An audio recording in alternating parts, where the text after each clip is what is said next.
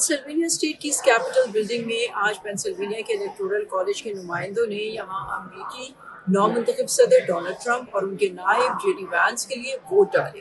ان votes کو ایک ڈبے میں ڈال کر سیل کر دیا گیا ہے اور یہ ڈبے 6 جنوری کو دوسری امریکی ریاستوں سے موصول ہونے والے الیکٹورل کالج کے ووٹس کے ڈبوں کے ساتھ کھولے جائیں گے اور یوں نئے امریکی صدر کا انتخاب ممکن ہوگا۔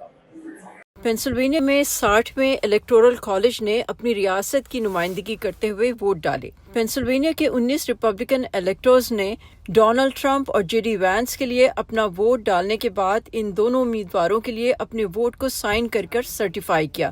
امریکہ کی تمام ریاستوں میں ایک ساتھ ہر ریاست کے الیکٹرز نے منگل کو اپنی ریاستی اسمبلی کے اندر ووٹ ڈالے۔ ہر ریاست میں مقبول ووٹ جیتنے والے امیدوار کو زیادہ تر ریاستوں میں تمام الیکٹورل ووٹس مل جاتے ہیں۔